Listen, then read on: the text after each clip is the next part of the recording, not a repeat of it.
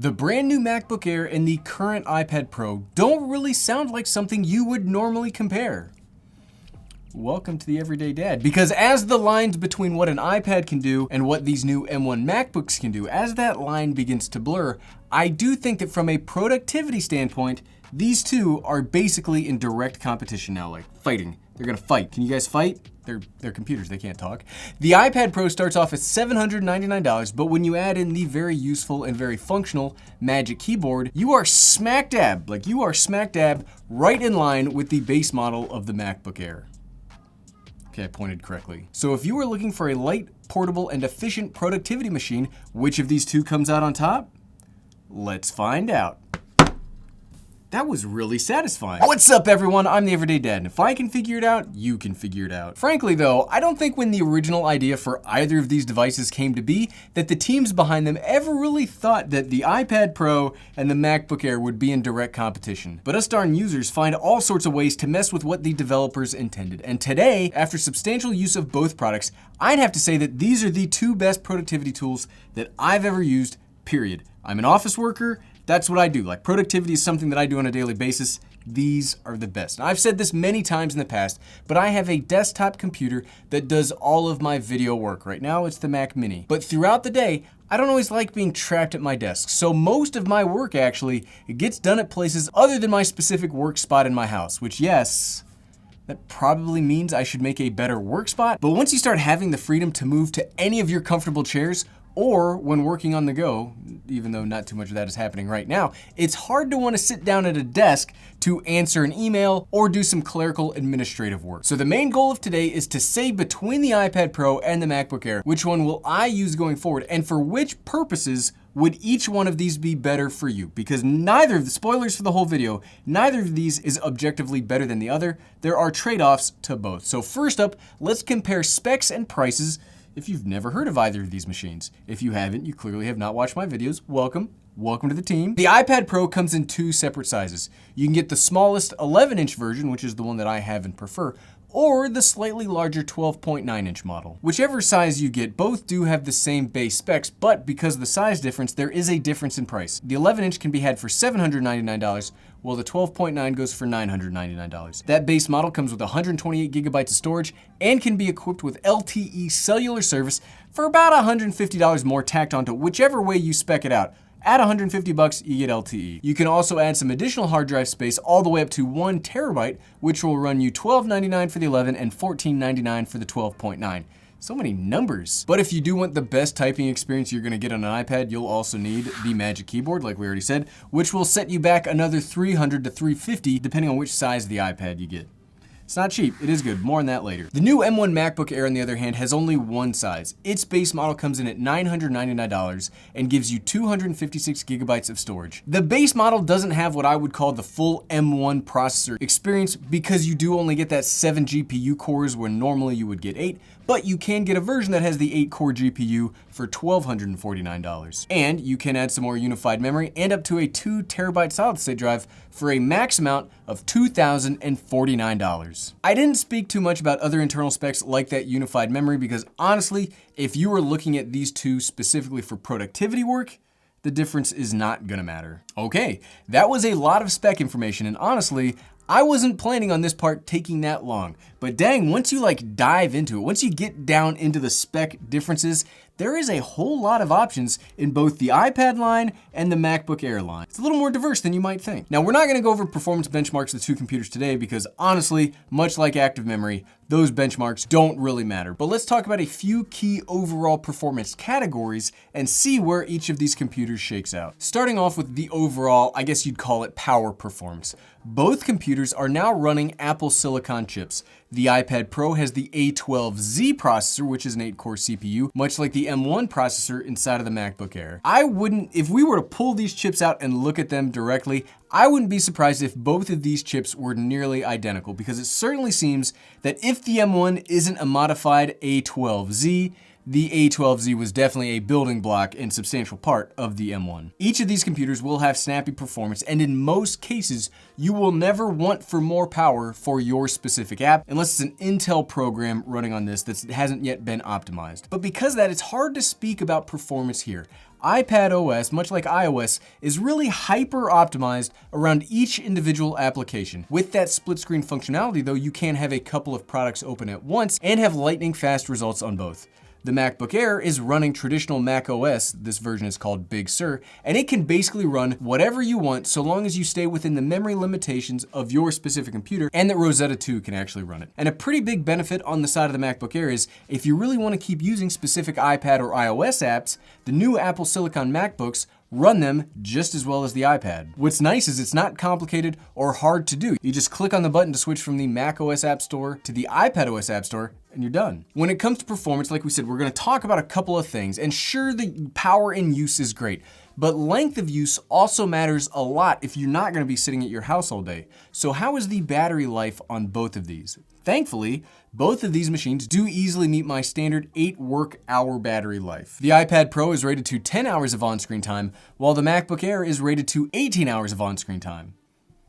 I'll pause. We'll pause 1 second for you to catch what I just said. Yes, the MacBook Air has almost double the battery life of the iPad Pro. And while I've never cared that much about battery life, again, my standard metric is an 8-hour workday, you can really tell the new M1 chips are something special for length of use. Quick example, as I was typing this script, which I typed on the MacBook Air, mind you, I haven't actually charged this MacBook in 3 days. And as I was typing the script, it still had 32% battery life left. Every time I see some kind of a battery life metric on the MacBook Air, I'm always impressed. That's legitimately wild stuff. But 10 hours is fine on the iPad, and while the MacBook is shockingly good, the iPad is regularly good. Performance also comes down a lot to what their screens can do, because this is basically all screen. While the MacBook has been stomping the iPad a bit so far in the video, here, the screen performance is where the iPad does have some serious advantages. The iPad screen is amazing. It is amazing. Either size option has a beautiful Retina panel that has the ability to go to 600 nits of brightness. It also has the newest of Apple's design aesthetic with very minimal bezels, and as a very nice bonus, it has P3 color accuracy that is just gorgeous to look at. Plus, with its Pro Motion technology, it can refresh up to 120 Hertz. And the most obvious of all that we haven't touched on so far is it's a touchscreen. Get it? We haven't touched on it. It's a touchscreen.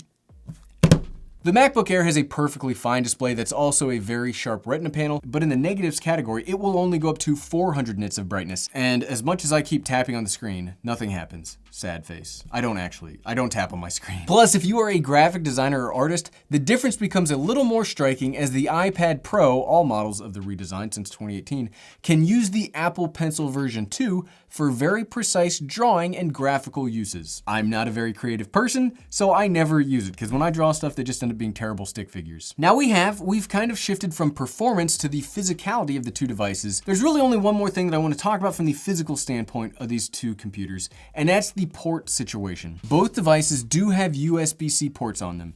The MacBook Air has 2, and the iPad only has 1, or a second for charging if you do have the Magic Keyboard. But though the ports look similar, they do behave differently. The ports in the MacBook are also Thunderbolt 3, meaning they have a few key advantages over the more traditional USB on the iPad. Transfer speeds will be faster, you can use more accessories, you have better display compatibility. It's just an overall better port that is currently one of the best you will find, and obviously it's the best that you will find on a Mac device. Normally, when we talk about the iPads, I very much enjoy the USB-C, but you are limited by certain dongles and other accessories when compared to that true Thunderbolt port. And as we started touching on accessories, how do the two approach additional pieces of tech that make them a little better? That was a really weird way to say that. How do they do with accessories? Obviously, as a straight up laptop, the MacBook doesn't need anything else to get going. You take it out of the box, turn it on, it's good to go. And the cool thing about having Thunderbolt 3 ports is if you do want to use this as a desktop replacement, you can absolutely plug this into some kind of Thunderbolt 3 dock or dongle and push out to a 6K display. My personal dock is a CalDigit TS3 Plus, which gives me power, SD card slot, lots of USB, and Ethernet, all while only using up one of my Thunderbolt ports. Pausing here really quickly to make my normal comment that I do wish there was one on each side, but It's not the point of this video. Plus, with Bluetooth, all other things are possible, as it's just a snap to have a keyboard and a mouse paired here. As it is a little bit different, I do consider the iPad more like a Lego set. Sure, by itself, it's a phenomenal content consumption device, but because of its pretty basic size and shape, you can add almost anything you want to it. You can build so much around this. There are dongles out there like the ones we've talked about previously that will also give you HDMI, power, SD card, etc., but you won't get as many connections. And a weakness of the iPad is when you are using an external monitor,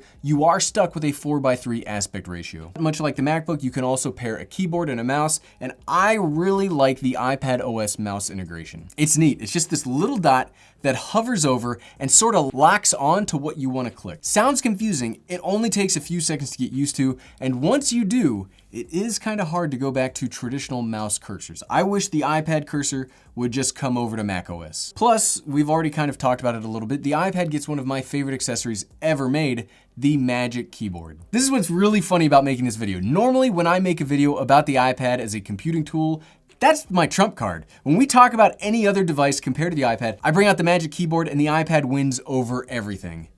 But what if the other device also has a Magic Keyboard? One that is actually better in every single way. Crap, iPad, we're not prepared for this. Run away. Seriously though, when we compare typing on the two devices, I do have the 11-inch Magic Keyboard, so maybe the 12.9 would be a better comparison, but I've always just preferred the 11-inch iPad, so that's what we talk about. Welcome to my channel. The iPad Magic Keyboard though, it's great for what it is. The keys are snappy.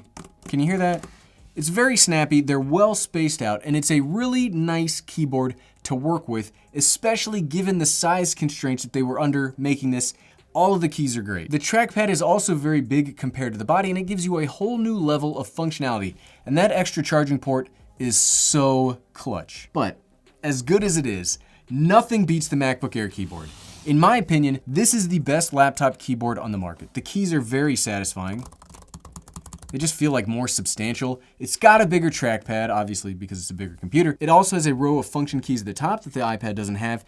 It's just so good.